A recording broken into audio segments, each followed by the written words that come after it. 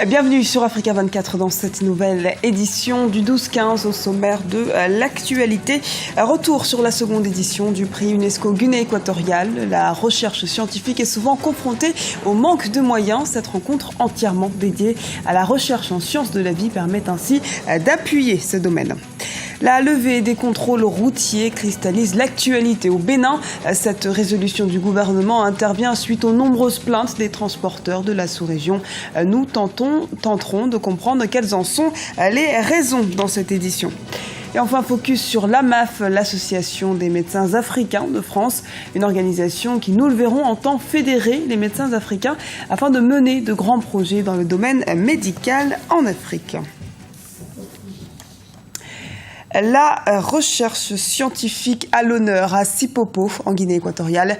La cérémonie de remise du prix UNESCO Guinée équatoriale a débuté ce lundi.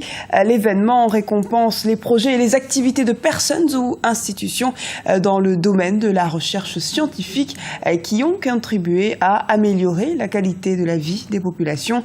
L'hôte de cet événement, le président équato-guinéen Teodoro Obiangema Mbasogo, a salué l'engagement du continent pour ce secteur.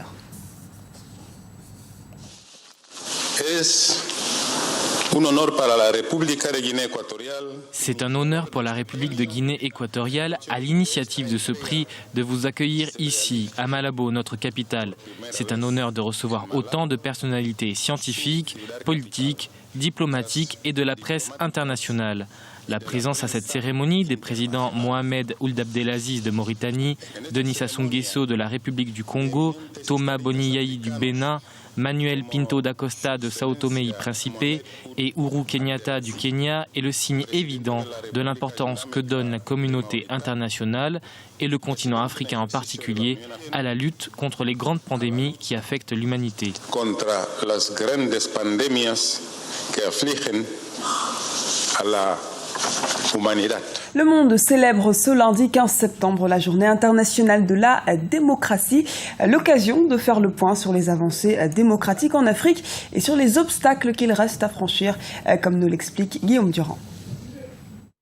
Le 20 juin 1990, le président français François Mitterrand prononçait à La Baule un discours fondateur dans le cadre de la 16e conférence des chefs d'État d'Afrique et de France.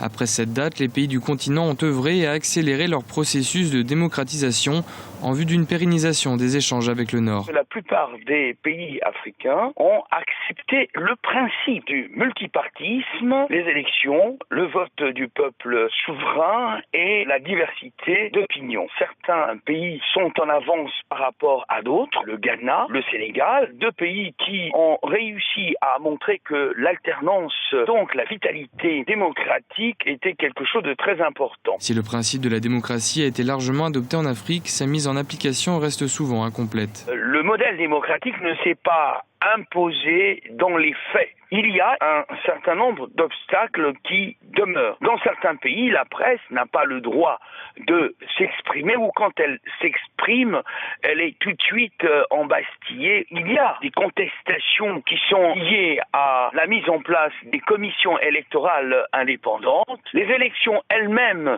sont souvent l'objet de critiques radicales de la part de l'opposition. Il y a un débat autour des changements constitutionnels. C'est un débat qu'il faudra regarder dans la mesure où seul le peuple doit décider. Cette année, le thème de la journée de la démocratie s'articule autour de la participation des jeunes à cette démocratie. L'ambition sera de mettre l'accent sur les défis et les opportunités que représente la jeunesse au processus démocratique. Le message qu'il faut lancer aux jeunes, c'est de demander aux jeunes de se montrer plus responsables. C'est de demander aux jeunes d'être beaucoup plus entreprenants. Il faut des jeunes qui prennent des initiatives. Les jeunes aujourd'hui constituent le maillon essentiel pour tout développement. Nous n'avons pas pris les choses véritablement en main pour pouvoir nous imposer. Il faut que les jeunes, dans le respect des normes, puissent s'affirmer et puis s'imposer comme acteurs de développement. La problématique est d'autant plus importante que les personnes âgées de 15 à 25 ans représentent 1/5 de la population mondiale. Dans de nombreux pays en développement, notamment en Afrique, la proportion est encore plus élevée. En Égypte, les forces de sécurité égyptiennes ont tué 7 extrémistes soupçonnés d'être liés au groupe djihadiste Ansar Beit al-Makdez, basé dans le Sinaï. Ce groupe inspiré par Al-Qaïda a revendiqué plusieurs attaques meurtrières contre l'armée et les forces de police. Pour rappel, les forces égyptiennes mènent une offensive massive dans le Sinaï Nord, opération au cours de laquelle des centaines d'extrémistes ont été tués et capturés jusqu'à ce jour. Écoutons à ce propos les précisions de Mohamed Ibrahim, ministre de l'Intérieur. Un groupe de terroristes d'Ansar Beit al-Makdis avait trouvé refuge près d'une route montagneuse dans le désert à proximité de la ville de Suez. Ils y ont implanté leurs repères pour y planifier leurs actes terroristes. Lorsque nous avons découvert cette cachette, nous avons préparé un raid conjoint entre les forces armées et la sécurité nationale. Suspension des contrôles routiers au Bénin. Depuis le samedi 6 septembre, le ministre de l'Intérieur et de la Sécurité publique a mis en place cette mesure jusqu'à nouvel ordre. Les fouilles de sécurité et les patrouilles se poursuivent, cela dit, en vue d'assurer la protection de la population. Un reportage de Chérel Yowa Tawema, notre correspondante au Bénin. Fini les contrôles routiers sur toute l'étendue du territoire béninois jusqu'à nouvel ordre. Suite à la rencontre du chef de l'État, du syndicat des transporteurs et des forces de l'ordre, le samedi 6 septembre 2014, le gouvernement béninois a décidé de mieux encadrer la réglementation des postes de contrôle sur les différents axes. À l'origine de cette suspension, la prolifération des postes de contrôle et le rançonnement sur les axes routiers. Au dire des transporteurs, au lieu des 3 postes de contrôle prévus entre la capitale économique Cotonou et Malanville, une commune frontalière au Niger par exemple, on en compte jusqu'à 30. Que nous, au Bénin, nous nous conformions aux autres pays de la sous-région, le Togo, le Burkina, la Côte d'Ivoire, le Niger, le Nigeria, que nous conformions à ça. Mais on peut déjà vous dire que nous avons, à partir d'aujourd'hui, constaté une volonté de la police nationale à éradiquer effectivement ce fléau rebelle du Bénin. Cependant, les fouilles de sécurité et les patrouilles continuent en vue d'assurer la protection des personnes et de leurs biens. Les agents chargés des contrôles devront désormais porter des badges pouvant permettre de les identifier. Aussi, la durée des contrôles fixée à 5 minutes au maximum devra être rigoureusement respectée. Les fouilles sécuritaires continuent. Que ce soit sur les grandes routes, que ce soit à l'intérieur des villes, les fouilles sécuritaires continuent pour que les populations soient toujours dans la quiétude pour exercer leurs activités.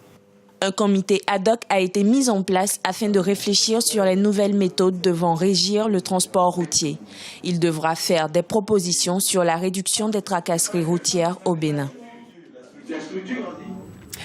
Focus sur l'AMAF, créée en décembre 2010. L'Association des médecins africains de France contribue chaque année à l'amélioration des systèmes de santé en Afrique. Une aide qui passe notamment par l'amélioration de l'accès aux soins médicaux en France ou encore par la mise en place d'un programme de formation et d'information pour les confrères et pour les étudiants. Les précisions d'Ibra Khadindiaï. Quel rôle peut jouer la diaspora pour aider l'Afrique à relever le défi sanitaire ? Réunis au sein de l'Association des médecins africains de France, l'AMAF regroupe des hommes et des femmes qui souhaitent mettre à disposition leurs expériences au profit du continent. Le premier objectif de l'AMAF, c'était déjà de regrouper les médecins d'origine africaine, d'élaborer un annuaire qui nous permet d'échanger nos expériences, de mutualiser nos moyens pour agir en Afrique sur les problématiques de santé, sur l'éducation, sur la formation des étudiants, via, par exemple, Internet, sur l'aide au niveau des facultés, apporter des livres, aller donner des cours. Donc ça, c'est des projets que nous élaborons en collaboration avec les universités africaines. L'association organise le 27 septembre 2014 à Lille en France la 2e rencontre médicale africaine de France. Un rendez-vous qui permettra aux participants d'approfondir et d'échanger sur plusieurs thématiques. Alors, le programme, c'est toutes les problématiques de santé, tous les sujets de santé qui ont un lien avec l'Afrique. Nous allons aborder par exemple la mort subite d'origine cardiaque chez un sportif africain. Nous allons aborder les sujets, les thématiques de santé en lien avec les nouvelles technologies. Il y a des programmes actuellement de prévention qui ont été mis en place par des des spécialistes de téléphonie mobile sur la prévention, avec des programmes sur la prévention du diabète, l'éducation de la santé en utilisant les nouvelles technologies, le numérique, le téléphone, Internet. Actualité oblige, la question du virus Ebola sera sans doute au centre des discussions.